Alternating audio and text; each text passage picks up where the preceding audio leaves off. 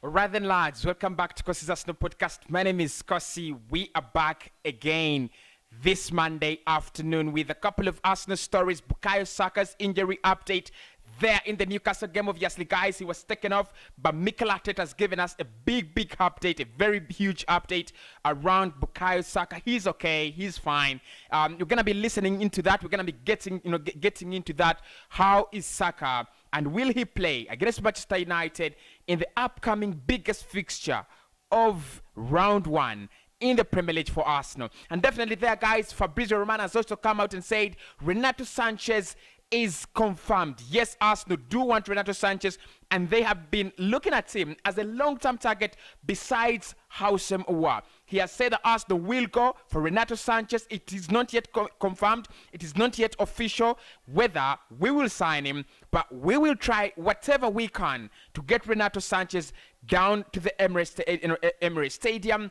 And Alexander Lacazette, has he already confirmed that January is going to be the time when he leaves the club, because he's spoken about his future there, lads, and he said, I am looking at my agent and we are looking at a couple of options, probably not at the moment, but in January we will see what kind of offers are being offered on the table. And there is a big war between Spurs and Arsenal now for Dusan Vlahovic and Dejan Klesiski. Klesiski wants Arsenal. Vlahovic does not want to join Arsenal at the moment, as reports coming. We're going to be diving into all that. Make sure you smash a like on the video. Make sure you subscribe to the tin as well. Next year, by the end of next year, we should be at 100,000 subscribers. And for this video, we should have it at exactly 300 likes. Let's get our party started. Because, guys, to start the party, I'll start off with Renato Sanchez, because Fabrizio Romano has actually come out and, yes, yet again given us another big update. Last week, of course, he came out and said that yes, Arsenal do want to prioritize getting in a striker. That's going to be their big priority, getting in a striker. They want to get in a striker. They want to get in someone who can bang in the goals. Obviously, guys, during that weekend game against Newcastle, early kickoff, 3:30 p.m., I saw Pierre-Emerick Aubameyang miss one of the easiest chances, one of the must score chances. And then I thought about Fabrizio Romano, and I said, yes, after Fabrizio saying that we need an important striker, that is what he said. Arsenal need an important striker, and that is their priority. They'll try to go for an important striker right there in January or even in the summer, but it doesn't matter the time. They will go for an important striker. Of course, the Aubameyang is absolutely, guys, he's finished. I'm not going to even lie. Even if he scores a hat-trick against United, even if he scores 20 goals this season, I'm not going back. I'm not turning back. Aubameyang is absolutely finished, dead foot. He needs to leave Arsenal Football Club. Honestly, guys, I know, he has another full year on his contract. He's never gonna leave before his contract expires. But we need a good, important striker. So speaking about strikers there, Fabrizio Romano did confirm that Arsenal will be going in for a striker. Arsenal will be going in to get an important striker. But again, he has also come out and said, now Arsenal want Renato Sanchez. It's been a lot of talk coming in from Italy, and France, from League Equipe especially, indicating that AC Milan and Arsenal are very, very closely fighting for the signature of Renato Sanchez. I've already told you guys that Renato will never choose AC Milan over Arsenal. It only depends on how serious we are. And there, Fabrizio Romano, the man from Italy, the god of transfers, just said that Arsenal are absolutely interested. They're serious.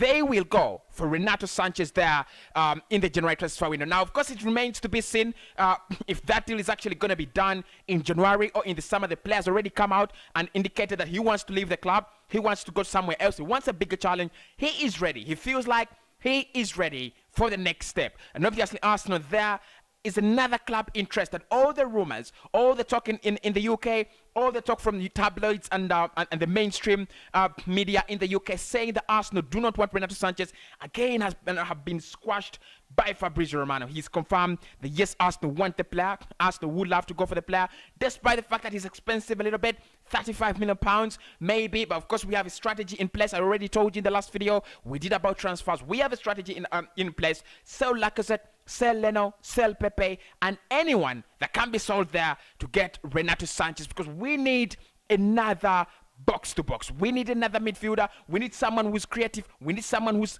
concentrated on ball progression. Partey for me doesn't do it well. Yes, he could be a very, very good TM. But again, if you had a player like Reanto, if you have a player like Albasam Lakonga, partnering Reanto Sanchez, maybe that could be something different. We need outlets. We need creativity. We need more than just players passing around. We need players that can create a difference. We need players that can actually do something different in that midfield. And for me, Renato Sanchez could be the man. Of course, my problems have always been injury prone and his career being threatened by injuries, but I've never doubted the talent for the Portuguese young man. He's so talented, very talented. If you ask me, who do I compare him to in the Premier League, I'm just gonna say Yuri Tillemans there in that Leicester City team.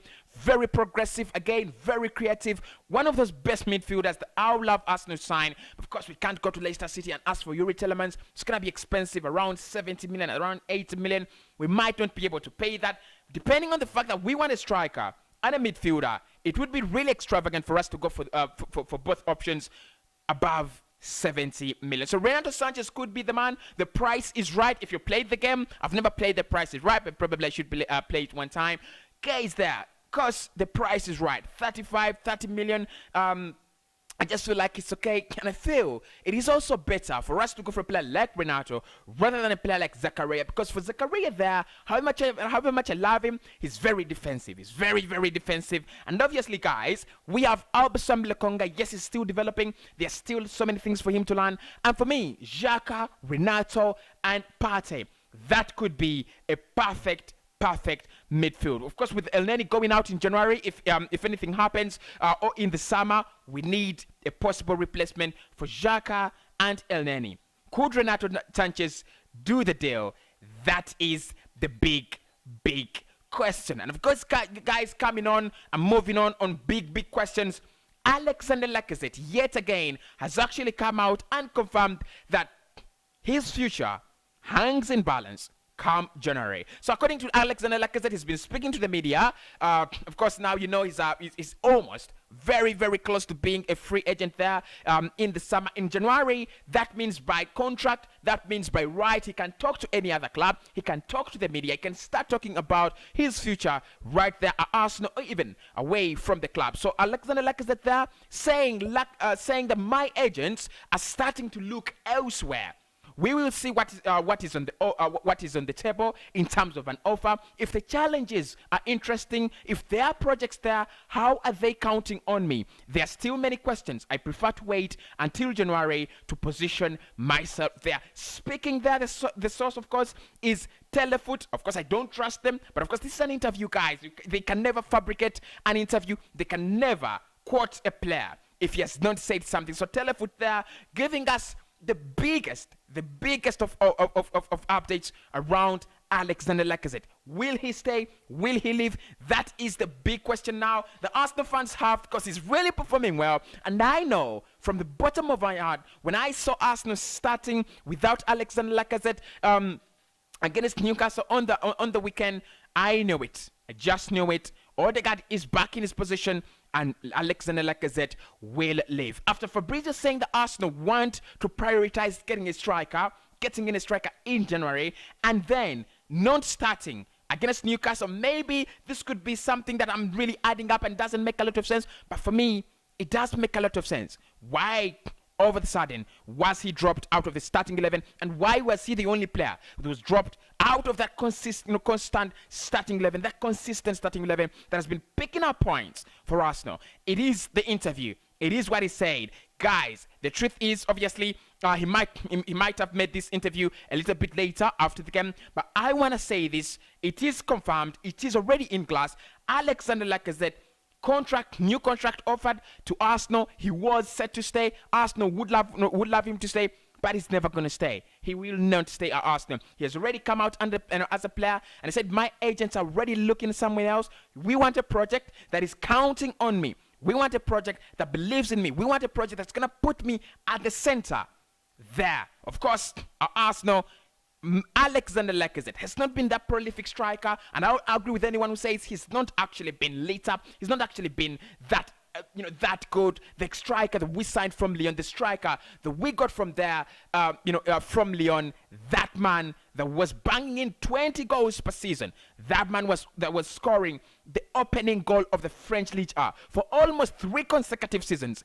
That is not the player we got. We got a duplicate. We got someone who is really, who really has a very good character. Someone who is really, really a very, very good, has a very, very good persona. But in terms of football, in terms of finishing, he's not actually worked for us as a striker. So, like I said, living in this, in January, is on the cards. He's looking elsewhere, and Arsenal have already also started looking elsewhere. Now, talking about Arsenal looking elsewhere and things like that, we have a big war coming up between Arsenal and Tottenham Hotspur for 2 Italian best players. One is Serbian, that is Dusan Vlahovic, and the other is Swedish, that is Dejan Kulusevski. Now, Antonio Conte, that man there at Spurs, the manager, has just said that they will replace Harry Kane. If Harry Kane wants to leave, it's absolutely fine. They are going to let him go. They will let Harry Kane finally get his dream move, dream club. If he wants to go, he will go. But they have just benchmarked one of our top targets, one of our best targets, as the replacement of Harry Kane, and that is the man himself, Dusan Vlahovic. Obviously, I already talked about Dusan Vlahovic, and I said it's always going to be something to take a lot of time. It's going to be a deal that takes a lot of time. Fabrizio Romano already came out and said that we have already approached Napoli. We have told them of our interest. They already know that Arsenal want the player, and there is an agreement there in place with us and Fiorentina that if the player can actually agree personal terms, we can take him. But of course, guys, there's a big problem. We cannot convince the player. It is absolutely not working our way. It's not going out in the same direction as we want to. It is not actually going as planned, because there the player and the agents are not picking up our calls. I say that it's now the third or fourth time that I'm saying that the agent and the player are not actually picking up our calls. They're not listening to us. Yes, Fiorentina would love to sell in January or in the summer, but of course the player there is like, I don't believe in the project that Arsenal want. Of course, it happened with Lautaro Martinez as well. Players do not believe in this project that we are running. They have not yet got enough evidence that the project that we are running down at Arsenal will actually make sense, will actually work out. The Arsenal will go back to winning ways. The Arsenal will become another big club there that actually fights for titles, that actually gets back to fight with Manchester City, Bayern Munich, Barcelona, and obviously the likes of Madrid. We have to do a lot of work in order to convince our targets that this is the project they have to join. It happened with Lautaro Martinez, according to Fabrizio Romano. We were very close. We were very, very close to getting Lautaro. We were very, very committed to paying the price that Inter Milan were asking for. But of course, the player said, I do not believe in joining a club without Champions League. I do not believe in joining a club that actually has a young project going on. When will we win the title? When will we compete for Champions League? What if we don't go back to Champions League? Lautaro Martinez there was not 100% convinced that Arsenal was the right place. And of course, the same thing with the camp in Vlahovic.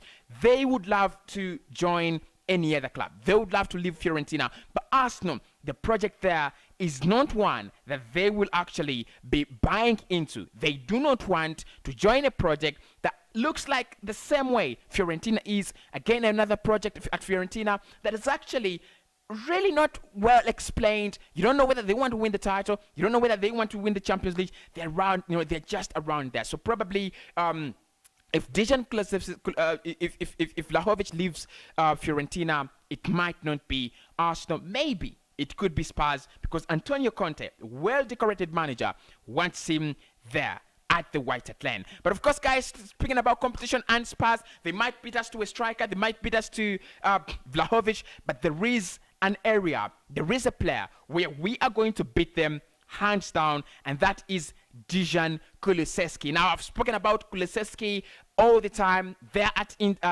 Juventus, not getting the game time. Of course, we were linked with so many players from Juve, Arthur Melo, another one again, linked with Arsenal, Dejan Kulusevski, as well as Ramsey, and obviously don't forget the mighty Locatelli that we wanted from Sassuolo until they took him away. But guys, there, Tottenham are also looking at other options in their midfield, in their forwards, and they're also saying that the Swedish man there, Kulusevski, should be joining them. Now, Arsenal are also interested in Dejan Kulusevski. I spoke about that all the time. Let's see where that one ends. It's a big battle, and I hope we win at least one of them, because if we lose both of them to Spurs, it will be an absolute disgrace for me. But of course, guys, let's get into Mikel Arteta's press conference after the game, and obviously talk about Bukayo Saka, the win, the importance of the win, the importance of bounce back, and of course, Arsenal now being contenders, big contenders for top four, and of course, potential contenders for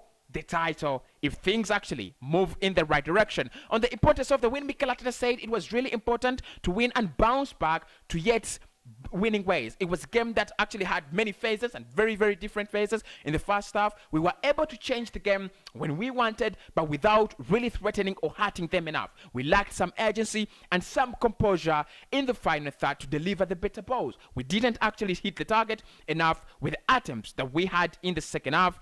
And he said we didn't actually hit the target enough with the attempts that we had in the second half. We had to maintain and not to be impatient, to lose any structure in our play, because we were controlling them quite well. But we needed to threaten once more, to get into more certain spaces, and I think we did that at the end of the day. He said we scored the two goals, and after that, the game was in total control. Of course, he didn't lie there, Mikel. He didn't lie. I thought the first half should have scored. Pierre-Emerick Aubameyang there. That man should have scored a beautiful goal. My captain should have scored an easy, beautiful goal, probably. But again, he didn't score. But in the second half, I think we were lethal. We were absolutely very clinical. On Saka and Martinelli taking their chances, Mikel Arteta said the finish and the combination from Bukayo, and again the composure that he showed inside the box to place the ball in the right area was great. Gabi's run had a great movement, and the delivery from Tommy as well was absolutely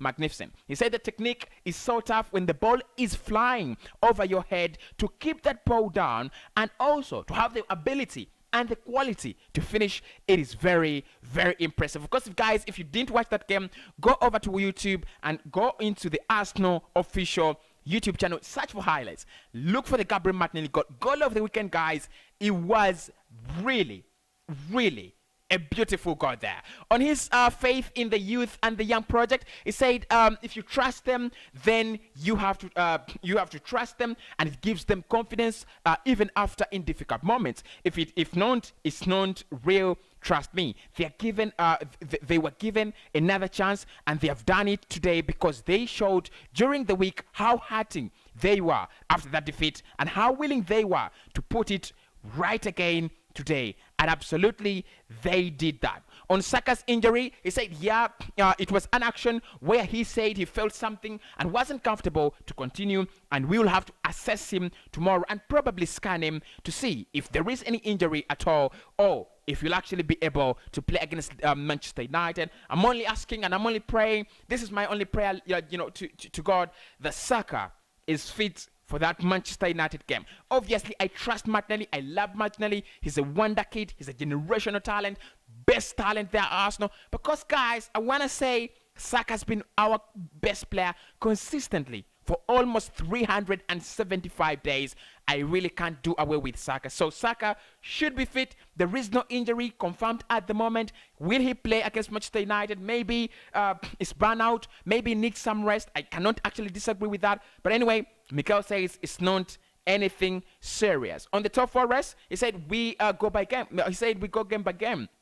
After that defeat at Anfield, obviously you see things in a different perspective maybe. But we've been on a good run and we have to carry on going. So let's see where that takes us. But now let's analyze this game and start to prepare the game against Manchester United as quick as possible, because we do not have many days there to go. On Gabriel Martinelli's goal, he said it's a big moment for him, and I'm especially happy for him because of how he behaves. Some players are respectful when you make some decisions. Some players are very respectful, like he is. He is patient, but at the same time, he's really pushing and challenging and makes every decision you make even harder because he deserves more. And I'm really pleased because he really helped the team to get the points today. And finally, on the exact problem about Bukayo Saka, he said, yes, he felt something muscular, and let's see what it is. Because that's the press conference, guys, from Mikel Arteta there after the beautiful, beautiful win,